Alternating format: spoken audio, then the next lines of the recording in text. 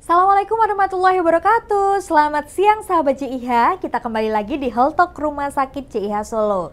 Nah, pada siang hari ini kita akan membahas tentang bagaimana pasien stroke itu dapat pulih lebih cepat dengan fisioterapi. Oleh karena itu, di sebelah kiri saya sudah ada expert speaker kita pada siang hari ini, ada Mas Pinto Saputro, ahli madya fisioterapi, fisioterapis Rumah Sakit JIH Solo. Selamat siang Mas Pinto. Selamat siang Mbak Adil. Kita bisa sapa dulu sahabat JIH Mas yang sudah datang. Tadi udah sempat komen-komen walaupun live-nya belum dimulai. Iya, bisa menyapa sahabat JIH dulu? Oke, selamat siang sahabat JIH.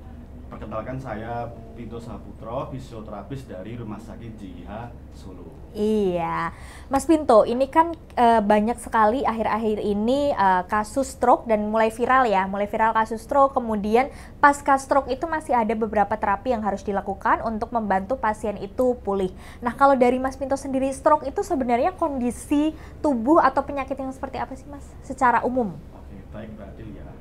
Stroke itu suatu kondisi atau gejala klinis yang dirasakan oleh pasien, ditandai dengan defisit neurologis vokal ataupun global. Semakin bertambahnya hari, nanti akan tambah semakin berat. Bahkan bisa menimbulkan kecacatan sampai kematian. Oke, lalu di mana nih Pak, Mas, peran fisioterapi ini untuk mempercepat pemulihan fungsi tubuh pasien dari pasien mulai dari gejala ya, biasanya stroke kan mulai gejala geraknya terbatas dan lain sebagainya sampai pasien yang memang sudah sembuh atau dalam masa pemulihan stroke itu sendiri. Oke, kalau peran kita Mbak ya sebagai seorang fisioterapis memang sangat besar. Pasien yang sudah terkena serangan stroke, dia akan lebih banyak membutuhkan seorang fisioterapis daripada tenaga yang medis lainnya. Walaupun memang itu kan nanti ada beberapa tenaga medis selain fisio, juga ada dokter, gizi, bahkan sampai ke psikologi. Tapi memang peran kita itu banyak. Tujuan kita nanti sampai si pasien itu bisa aktivitas mandiri tanpa membebani dari pihak keluarganya. Itu perannya itu dimulai dari ketika kan ada pasien stroke yang mungkin gejalanya hanya keterbatasan gerak di bagian tubuh. Kalau misal pasien stroke-nya itu sampai benar-benar bed rest Mas Pinto, itu fisioterapis itu bisa untuk membantu pemulihannya? Semua kasus stroke, setiap pasien pasti beda-beda ya Mbak ya. Kalau peran kita pasien yang sudah bed rest lama, itu memang agak lumayan berat. Butuh dukungan dari pihak keluarga, kemudian dari fisioterapisnya juga. Nanti kita akan memberikan treatment yang khusus sesuai dengan problematik dari pasien itu sendiri. Jadi memang setiap pasien pasti mempunyai problematik sendiri-sendiri. Dan nanti kita juga akan menentukan jenis tindakannya seperti apa. Oke. Lalu kenapa sih Mas kita memberikan wawasan ya ke sahabat JIH, kenapa sih fisioterapi ini menjadi sangat penting untuk pasien stroke? Karena mengingat kita mungkin untuk yang akses kesehatannya terbatas itu mungkin kurang mengetahui tentang betapa pentingnya fisioterapi ini. Oke. Dalam kegiatan sehari-hari ya Mbak ya, pasien yang sudah terkena stroke itu nanti akan mengalami keterbatasan gerak dan fungsinya Mbak. Kemudian pada pasien stroke, kita sebagai fisioterapis itu nanti akan memberi treatment sesuai dengan kondisinya pasien. Karena di otak kita ya Mbak ya, di otak kita itu ada yang disebut neuroplastisitas.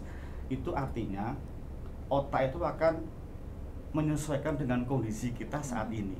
Kalau pasien stroke kemudian kita nggak memberikan latihan sedini mungkin, nanti tidak akan berkembang. Jadi pasien akan stagnan seperti itu terus. Kalau kita lihat prevalensi pasien stroke ya Mbak ya, kan di Indonesia sendiri kan banyak Mbak sekarang pasien stroke ya. 1000 dari populasi Indonesia itu 10 diantaranya akan mengalami kasus stroke. Jadi memang sekarang dan tiap tahun pun juga akan terus meningkat terus Mbak prevalensi dari pasien stroke itu sendiri.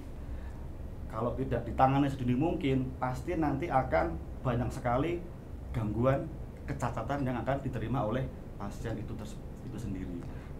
Oke, nah itu sebabnya fisioterapi menjadi penting dan mungkin beberapa orang berpikir kenapa harus fisioterapi, kenapa nggak tukang pijat dan lain sebagainya. Karena kan beberapa pertimbangan, mungkin orang akan lebih memilih mungkin yang akses kesehatannya terbatas, oh tukang pijat aja cukup, nggak nggak perlu fisioterapi. Nah, dengan penjelasan Mas Pinto ini kita jadi tahu kenapa harus fisioterapi dan kenapa itu harus segera ditangani oleh fisioterapi sedini mungkin. Lalu terapi fisik apa sih Mas yang dilakukan Mas untuk membantu memulihkan pasien pasca stroke atau pasien yang sedang menderita stroke itu sendiri? Oke.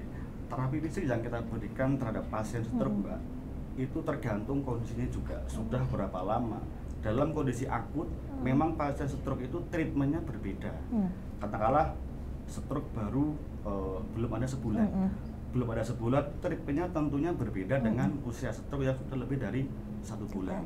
Kembali lagi tergantung kondisi pasiennya seperti apa. Karena memang setiap orang tuh pasti beda-beda, tergantung tingkat level kerusakan otaknya itu di sebelah mana. Banyak tidaknya level otak yang sel otak yang sudah rusak. Oke, jadi setelah itu kita sudah tahu bahwa tadi pentingnya fisioterapi, kemudian terapi fisik apa yang bisa dilakukan tergantung dari tadi ya Mas, kerusakan otaknya, kemudian gerak dari pasien juga, kemudian dampak positifnya selain yang tadi Mas, kita bisa disampaikan nggak sih jenis-jenis latihan apa yang bisa diberikan oleh fisioterapi ketika memberikan terapi untuk pasien-pasien stroke? Oh, banyak metode dari teman-teman kami yang ada di Poli, Mbak, ya, dalam menangani kasus stroke. Ada seperti dengan teknik obat, kemudian ada yang menggunakan teknik PNF, kemudian ada yang menggunakan strengthening atau penguatan, bahkan sampai ke stretching.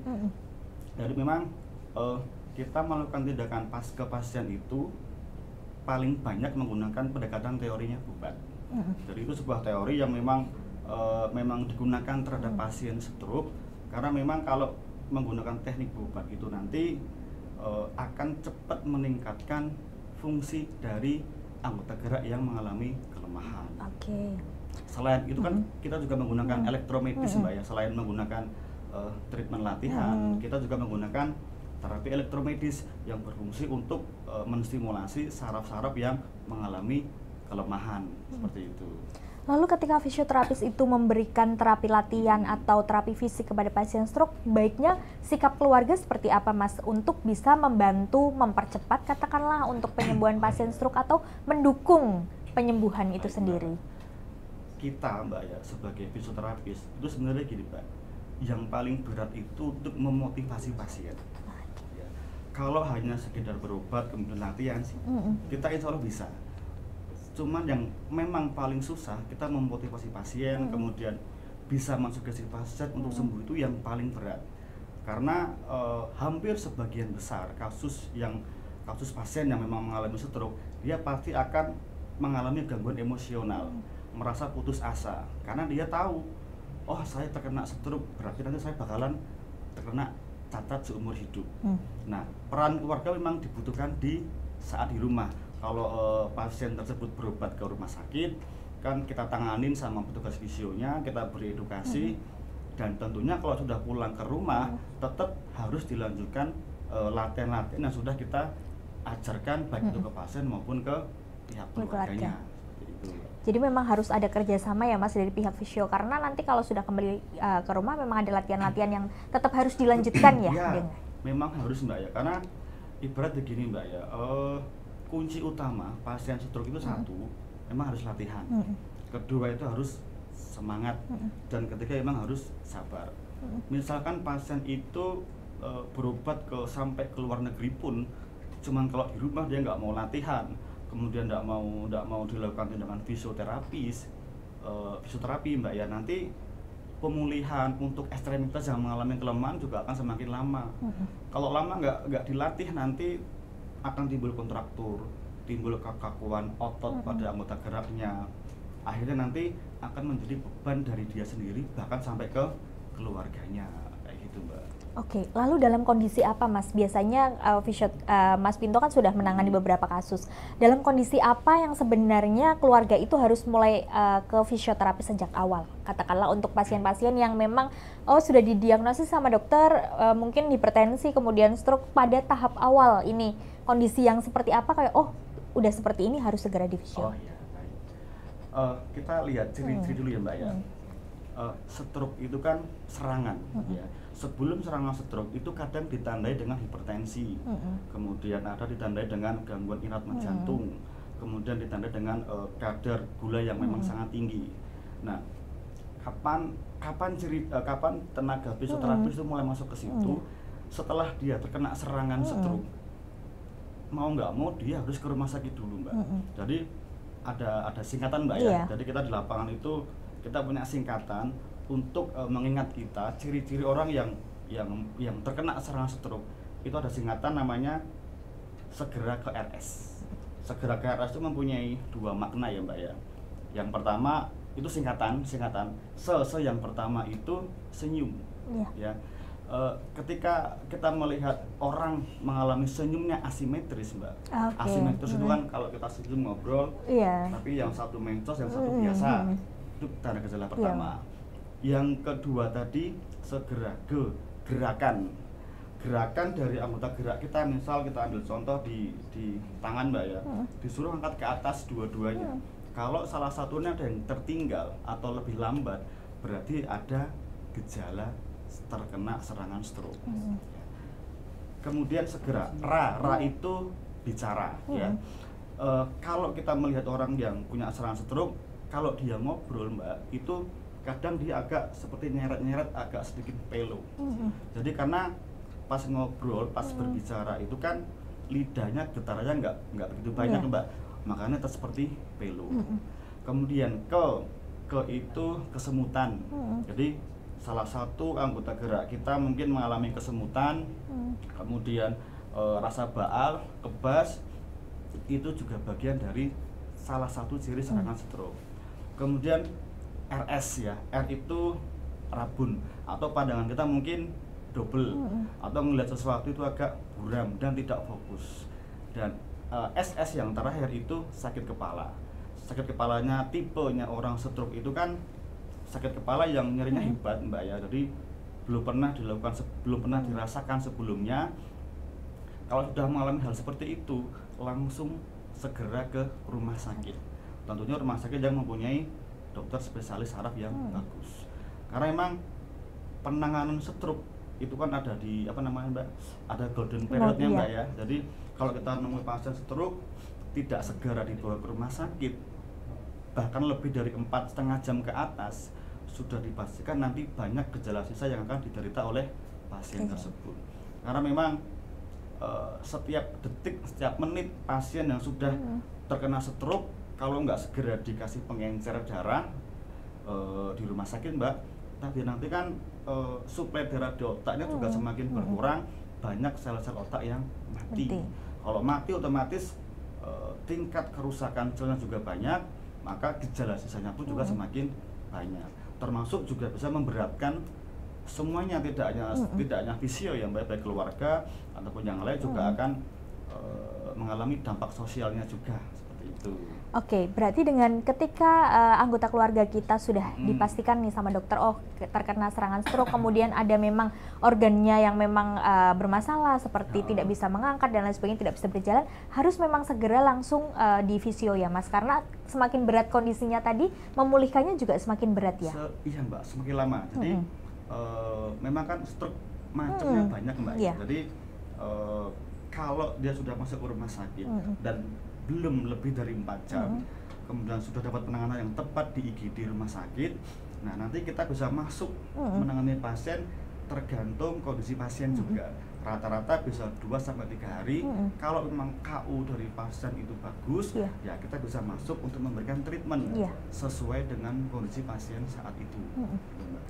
Oke, berarti untuk sahabat JIH nanti kalau misal ada anggota keluarga yang memang sudah dipastikan terkena serangan stroke, kemudian sudah dalam kondisi umumnya sudah baik, ada kurangnya keseimbangan dalam tubuh, kemudian organ ini geraknya juga terbatas dan lain sebagainya, dipastikan harus segera menghubungi fisioterapi karena kan lebih awal untuk penanganan, nanti pemulihannya bisa lebih cepat dan juga lebih baik seperti itu.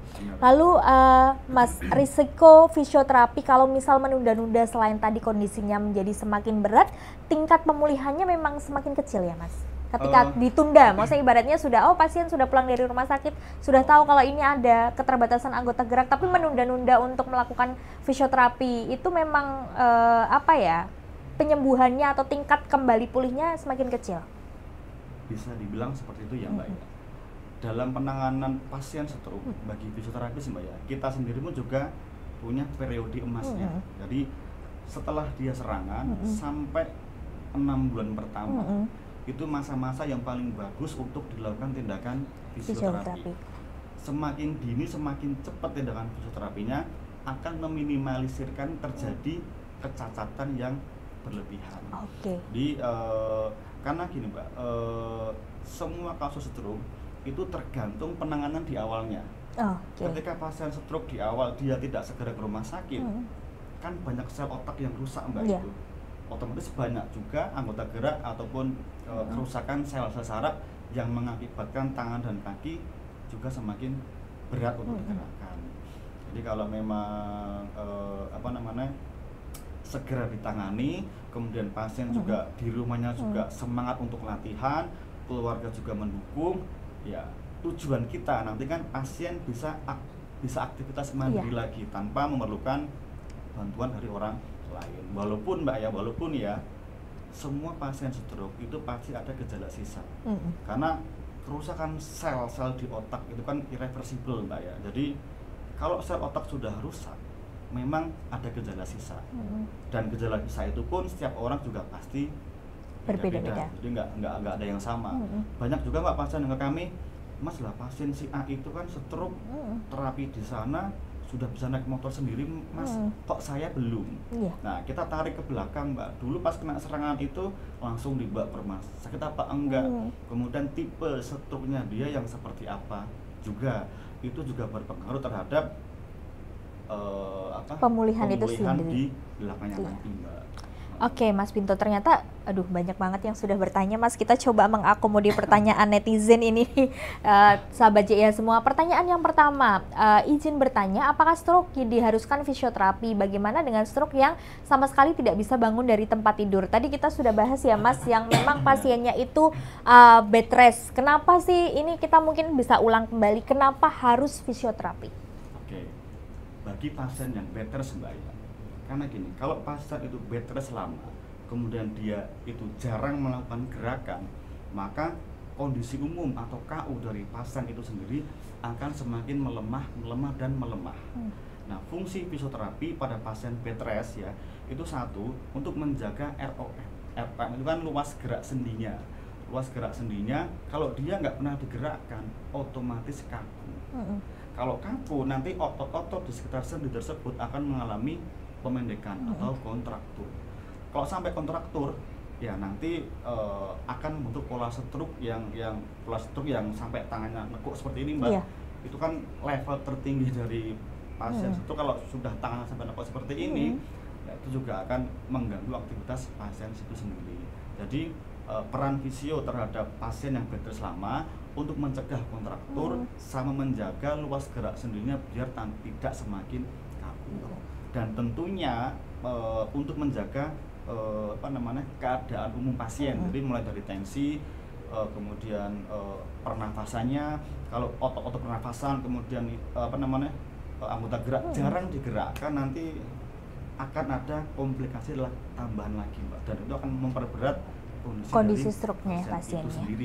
Oke, jadi memang fisioterapi bisa dibilang untuk pasien stroke apalagi yang sudah bed rest itu memang urgent harus dilakukan, dan keluarga maksudnya menjadi support system terbaik untuk bisa membantu fisioterapis juga ya Mas, karena kan ketika fisioterapis pulang nggak mungkin kan itu biasanya 1 minggu dilakukan berapa kali latihan, nanti kalau keluarga nggak support juga itu menjadi percuma seperti itu. Jadi memang fisioterapis dan keluarga juga kerjasama dari pasien untuk bisa sama-sama memperbaiki dari kondisi pasien itu sendiri.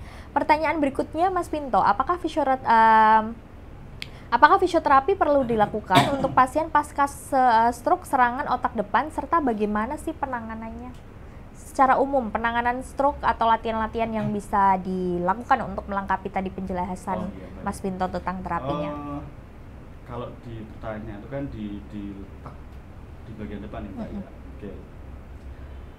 Kondisi stroke Mbak ya, itu kan karena ada sumbatan pembuluh darah yang menuju ke otak.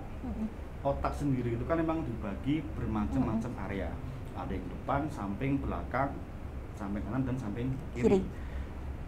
Sistem otak kita itu kan kontralateral Mbak ya. Jadi ketika ada penyumbatan pembuluh darah di otak yang sebelah kanan, maka yang lemah itu di anggota gerak sebelah kiri. Ya, begitu juga dengan sebaliknya. Penanganannya beda apa enggak sama kasus stroke yang lainnya? Tentunya kembali lagi sesuai dengan hasil pemeriksaan kita Mbak ya, karena pasien stroke yang kena bagian depan sama stroke yang kena di bagian belakang, kemudian stroke yang karena pendarahan, kemudian stroke yang karena hanya sekedar penyumbatan, itu pun treatmentnya juga berbeda. Jadi kembali lagi ke sesuai kondisi pasien. Misalkan pasien ini bed rest, ya mau tidak mau ya kita memberikan latihan pasif.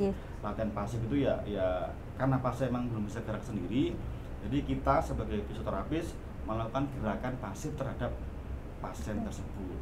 Nah kemudian kalau dia hanya bukan pecah pembuluh darahnya Mbak ya, dia hanya karena penyumbatan atau biasanya kita nyebut ischemic ya, itu lebih ringan dibanding stroke yang karena pecah pembuluh darah, karena tingkat kecacatannya juga lebih sedikit dibanding stroke yang karena pecah pembuluh darah.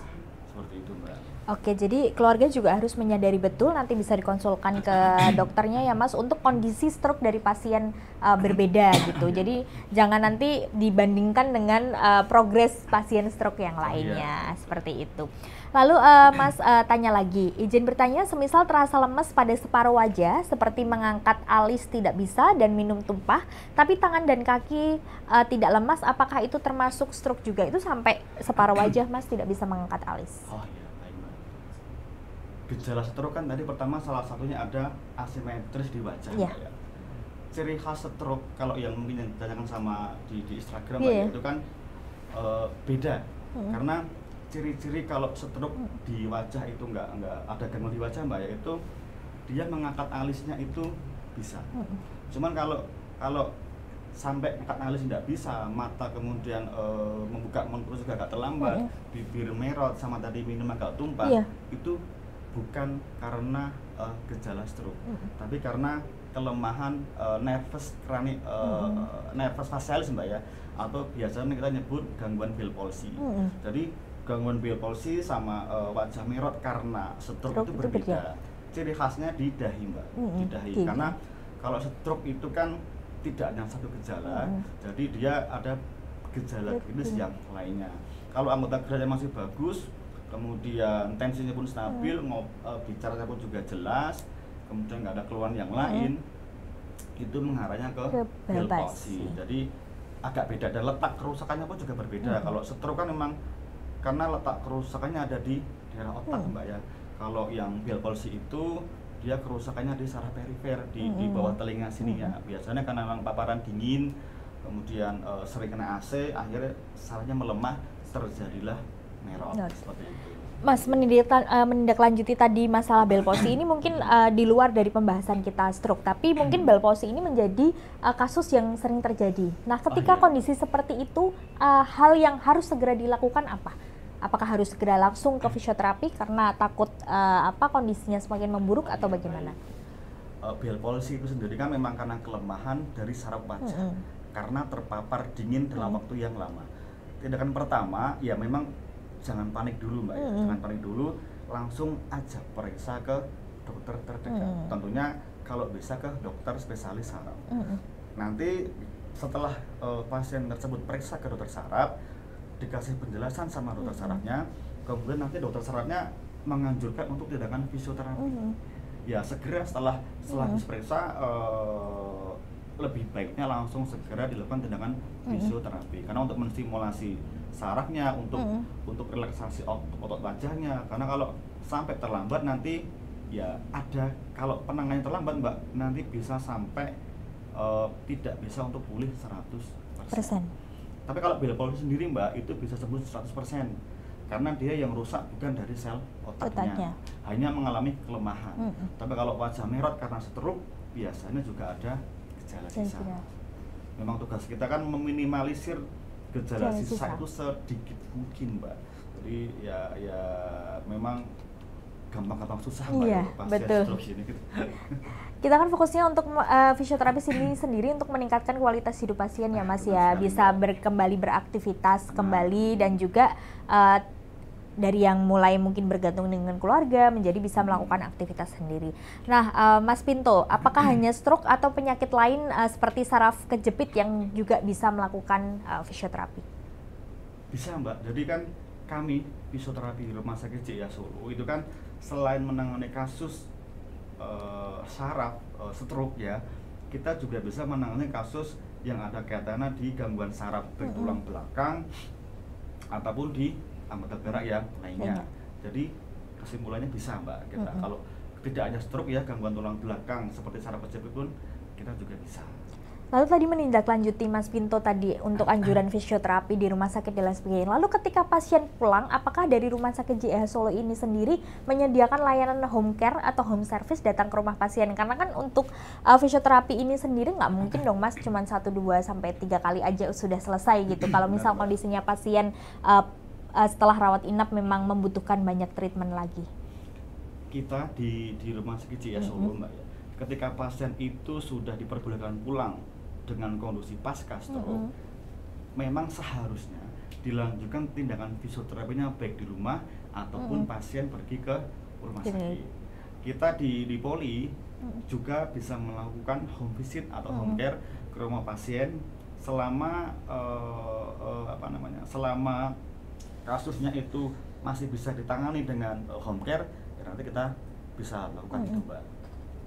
Lalu ketika terjadi ini Mas, sudah tidak bisa ketika pasiennya mungkin berjalannya hanya pelan dan lain sebagainya, apakah terapi itu bisa dilakukan di rumah dengan fisioterapi mendatangi ke rumah atau harus dilakukan di rumah sakit? Oke, Mbak. Pada kondisi akut ya, akut itu mungkin ya katakanlah 2 minggu setelah pasca serangan dan KO-nya itu bagus. Kalau pasien itu memungkinkan untuk transfer ambulasi atau memungkinkan untuk bisa naik kendaraan ke rumah sakit, kita sarankan ke rumah sakit. Karena di kondisi akut itu kan selain kita memberikan terapi latihan, kita juga akan memberikan terapi elektromedis. Jadi menggunakan alat-alat elektromedis yang memang fungsinya untuk menstimulasi saraf yang melemah tadi. Karena memang alat-alat kami di Poli itu kan juga lumayan besar, Mbak, ya. Jadi tidak memungkinkan kalau alat itu kita bawa ke rumah pasien. Tetapi sebenarnya juga ada sih, Mbak, alat-alat yang portable, Cuman kan kalau di rumah sakit selain alat elektromedis kan juga ada alat-alat latihan pendukung lainnya, Mbak. Dan itu sudah kalau di tempat kami sudah lumayan komplit kalau untuk penunjang latihan stroke-nya. Kalau di rumah kan kita nggak ngerti di rumah lingkungan pasien tadi ada nggak alat yang untuk melatih jalan, ada nggak yang untuk melatih kekuatan tangan, kekuatan kaki. Kalau di tempat kami insya Allah sudah ready, sudah siap. Sudah siap.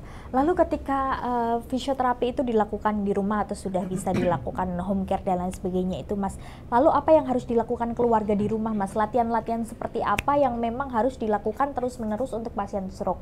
Karena mungkin hitungannya dalam 1 minggu itu fisioterapi hanya 2 kali, kemudian di hari yang lain keluarga mungkin dianjurkan untuk membantu latihan. Nah, latihan-latihan seperti apa yang bisa dilakukan? Mungkin ini ada karena ada beberapa sahabat JIH yang memang kondisinya itu jauh dari fasilitas layanan kesehatan. Mungkin bisa memperingan gejala pasien yang ada di rumah, mungkin bisa dibantu dicontohkan gerakan-gerakan apa saja yang bisa membantu pasien-pasien stroke. Baik, Mbak. Dulu, Mbak, ya, seorang fisioterapis dalam melatih pasien stroke itu selalu ada instruksi angkat tangan. Ya. Padahal kalau kita teliti lagi, Mbak, kalau latihan hanya mengangkat tangan itu kurang maksimal. Mungkin 5 tahun, 10 tahun yang lalu ngangkat tangan sudah bagus. Cuman seiring berjalannya waktu, banyak jurnal-jurnal yang bermunculan. Ternyata kalau latihan sekedar mengangkat tangan itu kurang. Kalau hanya mengangkat tangan nanti masih banyak gejala-gejala yang akan ditemukan oleh pasien. Instruksi yang paling mudah bisa dilakukan oleh keluarga itu tidak mengangkat tangan, cuman diganti dengan meraih sesuatu. Jadi misalkan di atas ada kayak seperti botol minum, tolong ambilkan botol minum di atas. Karena kalau dengan mengangkat tangan plus meraih itu akan banyak sekali otot-otot yang kontraksi, termasuk dari otot postural pasien itu sendiri. Karena kalau hanya sekedar angkat tangan, itu yang kontraksi hanya otot di bahunya. Padahal kalau kita pelajari lebih detail lagi Mbak ya, ketika kita mengangkat tangan itu akan disertai dengan otot-otot intrinsik yang ada di bagian punggung belakang dan perut bagian samping. Jadi latihan yang paling mudah tidak mengangkat tangan, cuman meraih sesuatu. Selain mengangkat tangan juga jari-jarinya nanti juga akan ikut terlatih. Itu yang paling gampang sih Mbak ya. Banyak sekali latihan-latihan yang akan kita berikan dan mudah dilakukan di rumah. Tapi tentunya kalau kita jelaskan di sini nanti waktunya nggak kesampaian Mbak ya. Iya silahkan, nanti mungkin tipsnya tadi ya Mas ya, meminta untuk meraih sesuatu. Itu yang pertama. Kemudian ada tambahan lagi Mas Pinto mungkin yang bisa dibantu untuk sahabat CIH, untuk keluarganya yang jauh dari fasilitas layanan kesehatan. Jadi gerakan itu gerakan yang sifatnya itu aktivitas fungsi. Kita punya tangan dan mempunyai fungsi untuk menggenggam, meraih dan lain sebagainya Mbak. Jadi mau latihan apa aja silahkan, tapi harus melibatkan semua anggota gerak. Tidak hanya nekuk, tidak hanya luruskan. Dulu Mbak, seorang fisioterapis itu kalau kita melihat pasien stroke yang kaku, kita meluruskan toh. Kalau sekarang udah berbeda, tidak hanya meluruskan, kita langsung melihat dari postur pasien itu sendiri. Yang pertama diperhatikan memang postur pasien itu harus tegak lurus dulu Mbak, karena ada di dalam tubuh kita ada namanya otot-otot gravitasi. Otot gravitasi itu kita kuatkan dulu. Kalau sudah kuat, tangan mau gerak ke segala arah itu lebih mudah dibanding dengan posisi yang membungkuk atau bahkan miring. Karena memang otot kita, saraf kita dalam tubuh kita memang kompleks sekali Mbak. Jadi selain mungkin meraih benda yang di depan agak ke atas, apapun itu asalkan dia gerakannya fungsional. Misalkan ambil botol ke arah minum, ngambil sendok ke arah minum, ngancingkan baju, kemudian resleting celana, kita bikin mungkin ngambil celana yang bekas Mbak ya, kita latihan resleting. Kemudian mungkin di rumah karena memang kita jauh dari vaskes Mbak ya, di rumah punya jepitan jemuran Mbak yang warna-warni itu diambil kemudian dipindah ke sebelahnya, dipasang di sebelahnya gitu. Itu juga termasuk latihan untuk memperbaiki kondisi pasien. Jadi memang banyak Mbak ya sebenarnya ya. Yang penting itu melibatkan semua fungsi tubuhnya ya Mas ya, untuk bisa membantu. Semoga sahabat JIH cukup terbantu ya dengan jawaban dari Mas Pinto. Lalu Mas Pinto, sebenarnya sampai kapan sih orang atau pasien yang menderita stroke itu harus menjalani fisioterapi? Karena ada beberapa juga sampai bertahun-tahun itu kondisinya memang belum pulih, belum bisa berjalan kembali. Baik Mbak ya. Jadi gini Mbak, stroke itu kan termasuk salah satu kasus penyakit yang memang menyebabkan kecacatan. Jadi kalau pasien sudah terdiagnosa stroke, pasti dia ada gejala sisanya. Nah, sampai kapan pasien tersebut memerlukan tindakan fisio? Selama rentan kehidupan pasien, tetap dia masih membutuhkan fisioterapis. Cuman mungkin frekuensinya juga agak berbeda. Treatment kita paling bagus kan tadi sudah kita singgung di awal Mbak ya. Selama 6 bulan itu kalau kita maksimal menangani pasien, setelah 6 bulan ke atas nanti gejala sisanya tinggal sedikit. Nah, nanti seiring berjalannya waktu, kemudian sistem otak kita juga sudah menerima dengan kondisi tubuh kita, nanti pasien itu bisa merasa ya seperti ini. Dia merasa tidak ada merasa seperti tidak ada keluhan, karena memang sifat otak itu dia akan menyesuaikan dengan kondisi saat itu juga. Tapi memang memerlukan waktu yang lama sih Mbak ya untuk kasus stroke itu. Iya. Jadi nggak bisa instan. Karena memang fungsi fisioterapi itu sendiri adalah untuk membantu memulihkan. Jadi memang untuk pemulihannya memang tidak bisa instan, tergantung tadi kita balik lagi ke penanganan awalnya ya Mas ya. Kalau penanganan awalnya bagus, karena fisioterapi itu ternyata juga memiliki golden periodnya sendiri ini untuk bisa penanganan pasien stroke. seperti Iya, itu. Mbak. Lalu Mas, untuk yang mengalami kelumpuhan sementara dalam arti ketika serangan stroke itu tangannya mengalami kekakuan, kemudian setelah rawat inap pulang, kemudian dari tangan yang kekakuan itu menjalar lagi ke kaki, itu berarti untuk frekuensi fisioterapinya itu terus ditingkatkan sesuai dengan kondisi klinis pasien. Iya benar Mbak ya. Jadi sekali lagi memang setiap kita melakukan treatment pasien terhadap pasien stroke itu memang sesuai dengan kondisi pasien. Kalau saat ini jangan sampai Mbak pasien itu terkena serangan yang kedua.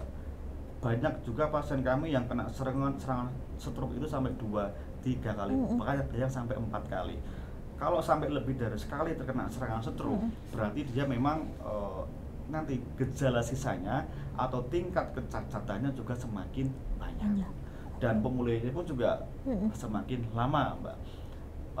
Kadang gini Mbak, pertanyaan yang paling berat untuk kami sebagai tenaga medis fisioterapi itu begini, Mas, aku nanti sembuhnya kapan? Bisa nyopir lagi kapan? Iya, nah, itu kan pertanyaan yang sering. Itu pertanyaan yang sering timbul di poli kami Mbak ya. Jadi kita menjelaskan kondisi pasiennya dulu seperti apa, kemudian tingkat kesembuhan nanti seperti apa, atau prognosisnya nanti seperti apa. Nanti kita menjelaskan ke pasiennya pun juga dengan pelan-pelan, jadi nggak serta-merta, oh nggak mungkin sembuh Pak, karena emang stroke itu teorinya dia akan ada kecacatan. Nah kalau seperti itu nanti kan pasien langsung ini Mbak, down ya, dan dia hormon-hormonnya udah nggak stabil, nanti latihannya nggak mau, ya nanti juga semakin memperberat kondisi pasien itu lagi, gitu Mbak. Oke, Mas Pinto, ini ada pertanyaan lagi. Alat-alat apa sih Mas yang dimiliki Rumah Sakit JIH untuk penanganan fisioterapi untuk kasus stroke? Oke, baik Mbak. Kita di Rumah Sakit JIH Solo, untuk elektromedisnya kita punya electrical simulasi. Jadi alat itu salah satu fungsinya untuk mensimulasi saraf yang melemah. Kita tahu yang namanya stroke itu kan karena penyumbatan pembuluh darah di otak mengganggu fungsi otak untuk merintah sarafnya bergerak, maka perlu diperlukan alat elektromedis, yakni electrical stimulasi untuk merangsang saraf biar kontraksi. Selain itu kita juga ada penghangat Mbak ya, penghangat ya untuk apabila terjadi kontraktur, ada kekakuan otot, kekakuan sendi, kita punya kamera yang bisa untuk relaksasi otot yang kaku, kemudian bisa untuk vasodilatasi, melebarkan pembuluh darah dengan tujuan nanti ototnya jadi tidak kaku dan sendinya pun juga tidak mengalami kekakuan. Selain itu, tentu yang paling utama itu pada kasus stroke itu adalah terapi latihan. Jadi hampir 85-90% Mbak ya, pasien stroke itu yang paling penting dilakukan tindakan terapi latihan. Di tempat kami selain ada elektromedis juga ada alat yang untuk membantu dia jalan. Kalau di tempat kami namanya itu parallel bar. Jadi itu seperti alat yang untuk latihan jalan, kanan kirinya ada penyangga, jadi tidak akan mudah jatuh. Ada lagi namanya staircase Mbak, itu kayak seperti tangga buatan yang memang dirancang bentuknya sedemikian rupa untuk melatih pasien stroke. Masih banyak lagi alat yang kami punya di Poli. Jika penasaran silahkan datang ke Rumah Sakit JIH Solo. Lalu ini ada yang minta edukasi juga Mas tentang mungkin lifestyle-nya, kemudian latihan-latihan kecil untuk pasien post-stroke yang mungkin sudah mulai pulih dan bisa beraktivitas kembali, mulai dari gerakan-gerakan yang ringan-ringan aja. Oke, baik Mbak. Kalau latihan bekas stroke dan pasien itu bisa jalan, kemudian bisa aktivitas, bisa ADL ya, atau activity daily living-nya itu mandiri tanpa bantuan orang lain. Tentunya olahraga yang paling aman dalam kondisinya pasien itu adalah olahraga yang low impact ya, seperti mungkin dengan jalan santai Mbak ya.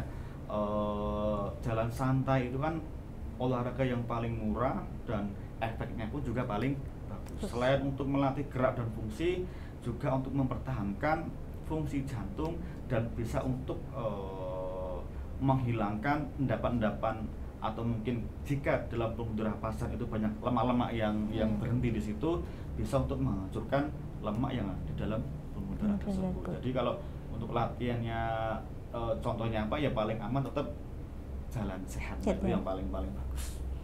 Ya, keluarga harus sabar mendampingi ya Mas ya, Memang jalannya. harus Mbak, karena kalau nggak seperti itu ya nanti Iya. biasanya ada gangguan di rumah. Ini kita ambil contoh Mbak ya, di rumah ada 4 orang, yang 2 orang itu masih sekolah, bapaknya pekerja utama, terkena serangan stroke, ibunya ibu rumah tangga Iya. Mbak. Kita bisa membayangkan gimana kondisi keluarga tersebut. Jadi memang jangan nunggu olahraga itu setelah terkena stroke Mbak. Iya. Sebenarnya poinnya di situ ya. Kalau kita olahraga setelah terkena serangan stroke ya agak terlambat. Jangan nunggu stroke dulu baru olahraga. Jadi olahraga dulu, kan itu investasi yang paling murah untuk jangka panjang Mbak ya. Karena memang sekarang prevalensi stroke-nya itu kan kalau dulu itu kan 60 tahun ke atas itu baru terserang stroke. Kalau sekarang itu umur 25, 30 sampai 40 juga sudah lumayan banyak. Hampir sekitar 30% yang terkena stroke di bawah 40 tahun. Lumayan banyak. Pengaruh utamanya ya memang dari gaya hidup. Ya, makanan tadi ya Mas ya. Kalau olahraga yang setelah stroke ya bisa jangan. Jangan sampai olahraga stroke dulu baru olahraga. Seperti itu Mbak ya. Oke, terima kasih Mas Pinto. Lalu ini ciri-ciri apa sih Mas yang bisa menjadi indikasi bahwa pasien ini dinyatakan pulih dalam arti ini secara kondisi umum dan sudah tidak membutuhkan fisioterapi lagi? Oke, selama pasien itu sudah ADL-nya mandiri Mbak, misalkan nyopir sendiri, naik motor sendiri, sebenarnya itu sudah disebut sembuh. Jadi sembuhnya untuk pasien stroke itu tidak kok dia tensinya stabil terus, kemudian tidak kok dia 100% sehat, tapi kalau si pasien itu sudah bisa activity daily living-nya sendiri tanpa memerlukan bantuan orang lain, itu sudah disebut sembuh. Kalau memang ada keluhan yang sangat mengganggu, ya mungkin tidak perlu dilakukan tindakan fisio. Cuman dia harus menjaga, jangan sampai karena sudah merasa baikan, sudah merasa sembuh, kemudian pola hidupnya nggak terkontrol lagi dan melakukan kegiatan yang memicu terjadi serangan lagi, ya nanti bisa kena serangan yang kedua dan itu kan lebih berat Mbak. Banyak sebagian besar Mbak kalau udah kena stroke kedua ketiga itu pasti lebih berat daripada yang pertama. Lalu untuk pasien-pasien yang sudah ADL tadi Mas, sudah bisa daily life itu tadi, masih butuhkah latihan-latihan di rumah Mas? Untuk ibaratnya tetap stabil atau tetap meminimalisir gejala sisanya? Gejala sisa yang paling ringan pada kasus stroke itu adalah biasanya kerasa kesemutan yang sulit hilang. Ya, misalkan Mbak anggota gerak tangan kita masih, kalau udah kekuatan mungkin sudah bagus Mbak ya, ditandai dengan mengangkat ini kuat, angkat itu kuat, tapi kadang gejala yang paling ringan itu baal, kesemutan, itu memang agak lumayan sulit, untuk waktu lama. Kalau untuk latihan, ya kalau memang dia tidak ada gangguan yang memang berarti, cukup ya kegiatan sehari-hari aja sudah termasuk latihan Mbak itu. Jadi nggak perlu sampai ke nge-gym, nggak perlu sampai ke mungkin ke vaskes atau mungkin ke fisioterapi. Kalau memang tanda gejala sisanya itu sedikit, cukup melakukan aktivitas kegiatan di rumah itu sudah termasuk juga latihan. Oke, lalu apakah usia itu menjadi faktor penentu pemulihan pasien Mas ketika dilakukan fisioterapi? Oke, sebenarnya penentu bagus tidaknya bukan di usia Mbak, bukan di usia, cuman di penanganan awalnya. Semakin luas area otak yang tidak kebagian darah, semakin banyak gejala sisa dan semakin sulit. Usia sekali lagi tidak berpengaruh besar terhadap pemulihan kasus stroke. Jadi yang berpengaruh terhadap di awal 3,5 sampai 4,5 jam awal itu dia ngapain. Jangan sampai setelah kita tahu ada orang gejala stroke atau mungkin serangan stroke, kayak yang kita segera KRS tadi ya Mbak, dan dia di rumah masih mungkin dikerokin, masih dipijetin, masih tidur dulu di rumah, nanti banyak sel otak yang semakin rusak. Karena kan otak itu dia mampu tidak kebagian darah hanya 4,5 jam. Jadi karena kan gini Pak, jantung di sebelah kiri dia ngompa darah ke seluruh tubuh termasuk ke otak. Kalau di pembuluh darah yang menuju ke otak itu ada yang tersumbat, otak itu hanya mampu bertahan 4,5 jam. dia nggak makan darah, karena darah itu kan membawa oksigen, membawa nutrisi yang dibutuhkan otak untuk melakukan aktivitas hanya 4 jam. Jadi jangan, buat sahabat JIA, jangan sampai kita mendiamkan kasus-kasus yang memang mengarah ke gejala stroke, karena itu nanti sangat-sangat berpengaruh terhadap proses recovery-nya nanti, Mbak.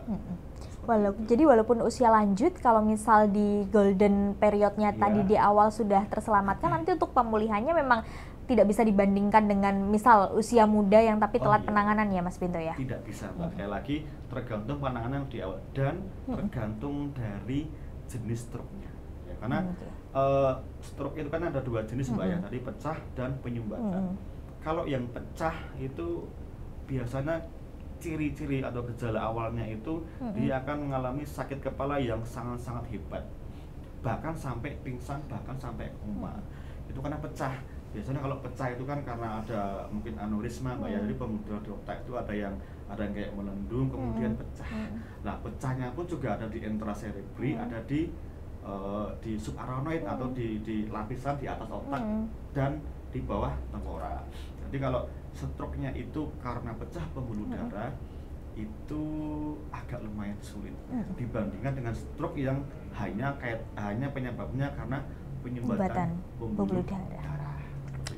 Oke, lalu pertanyaan berikutnya Mas Pinto, gerakan fisioterapi apa yang baik untuk penderita stroke yang susah untuk menahan kencing dan sebaiknya dilakukan berapa kali dalam 1 hari? Oh ya, gerakan untuk menahan kencing, Mbak. Iya, yang susah, ibaratnya susah menahan kencing, mungkin karena kondisi klinis tubuh juga ya Mas ya berpengaruh. Bisa dilakukan dengan tindakan senam Kegel, Mbak ya.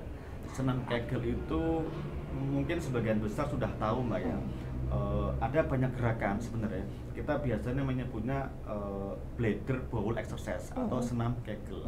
Gerakannya itu prinsipnya, Mbak ya, prinsip gerakannya itu kita harus mengontraksikan jadi otot bladder bowl kita dengan cara mungkin bisa dengan tidur terlentang, kemudian kedua lutut ditekuk, kemudian untuk mengangkat panggul ke atas sambil menahan kencing. Apapun gerakannya, kalau disertai dengan menahan air kencing atau mungkin mengontraksikan otot-otot paha dalam, itu termasuk latihan untuk bisa memperkuat otot bladder bowl-nya, Mbak. Jadi untuk lebih jelasnya nanti silahkan konsultasi ke kami, nggak apa-apa. Karena perlu praktek, Mbak, sebenarnya. Iya, perlu tulisan kita agak lumayan sulit untuk menggambarkan, betul ya. Jadi untuk sahabat JIH yang mungkin memang di rumah punya orang tua atau keluarga yang mungkin sedang menderita stroke dan butuh penanganan fisioterapi, bisa langsung datang ke fisioterapi Rumah Sakit JIH Solo. Nanti untuk beberapa alat dan lain sebagainya akan dijelaskan secara lengkap ya Mas, termasuk kondisi klinis pasien. Jadi harapannya keluarga dan pasien bisa terinfo ya dengan kondisi klinis seperti ini. Nanti untuk penanganannya fisioterapi, estimasinya kurang lebih berapa lama, kemudian nanti apa yang harus dibantu oleh keluarga di rumah, karena tidak bisa hanya bergantung dengan fisioterapi aja tanpa dibantu support dari keluarga di rumah ya Mas ya. Seperti itu. Lalu ada pertanyaan nih Mas, mitos atau fakta saat seseorang tidak sengaja jauh dari anggota keluarga yang lain, jadi gini Mas, mungkin pertanyaannya kita bisa coba singkat, mitos atau fakta nih Mas, ketika ada pasien stroke itu tiba-tiba jatuh, itu sebaiknya tidak ditolong untuk bangun. Jadi biarkan pasien itu bangun sendiri, karena sekarang banyak kasusnya kan, kalau pasiennya stroke atau sudah pernah terkena stroke kemudian jatuh, jangan dibantu bangun, biarkan bangun sendiri. Itu mitos, Mbak ya. Jadi sekali lagi itu mitos, karena memang kita itu kan tenaga medis, jadi ya harus ada evidence-nya ya Mbak ya. Kita mungkin sering, Mbak, menjumpai ada orang yang jatuh di kamar mandi, misalkan, Mbak ya. Dia itu jatuh di kamar mandi kemudian kena stroke. Ternyata kamar mandinya mungkin angker ya, Mbak ya. Jadi nggak boleh digeser-geser. Ini kita sudah main mistis nih. Karena mungkin saat dia di kamar mandi kan aktivitas dingin dan lain sebagainya, dia pusing dulu, Mbak. Pusing dulu baru terjatuh. Jadi bukan jatuh kepala kebentur baru stroke sih, enggak. Tapi pusing dulu karena mungkin nggak kuat berdiri dan mungkin minta tolong nggak ada yang dengar, kemudian dia jatuh pingsan. kalau kita melihat ya langsung diangkat tidak apa-apa, nggak apa-apa. Kecuali kalau dia itu bukan karena stroke Mbak ya, mungkin karena di saraf tulang belakangnya itu beda lagi. Kalau dia itu terjatuh, mungkin jatuh terduduk pinggang dulu, itu ngangkatnya memang harus hati-hati. Tapi tetap kalau memang pingsan di kamar mandi, jangan dibiarkan untuk bangun sendiri. Jadi ya memang kita bantu, harus segera dibawa ke fasilitas kesehatan terdekat. Karena sekarang kan banyak Mas, karena kenapa merebak mitos atau fakta ini? Karena seringkali ini terjadi, jadi menunggu si pasien ini bangun sendiri baru keluarga akan menanyai kronologinya. Itu nanti kita akan kehilangan tadi, balik lagi ke golden periodnya itu tadi. Oke Mas Pinto, tidak kerasa kita sudah mau jam 5, pertanyaan banyak sekali tadi sudah jam 3, pertanyaan sudah banyak sekali tadi sudah dijawab oleh Mas Pinto. Bagaimana peran fisioterapi dan seberapa penting fisioterapi untuk pasien-pasien yang terkena stroke. Kita juga harus ingat kembali untuk stroke ada 2 tipe ya Mas tadi ya. Ada pecah pembuluh darah dan juga sumbatan. Nanti untuk pemulihannya juga bisa berbeda. Jadi itu menjadi kesadaran bagi keluarga pasien untuk sama-sama bekerja sama untuk mengembalikan kondisi, fungsi dan juga untuk pasien-pasien stroke yang di rumah. Mas Pinto, boleh diberikan closing statement untuk sahabat JIH yang mungkin saat ini memiliki orang tua, anggota keluarga yang mungkin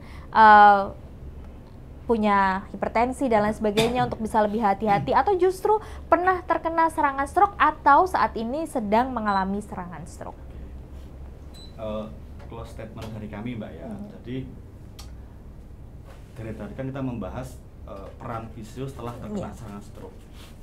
Kalau dari kami usia 30-40 tahun, gaya hidup di usia segitu Mbak ya, itu nanti akan menentukan jenis penyakit kita di usia 55 tahun ke atas.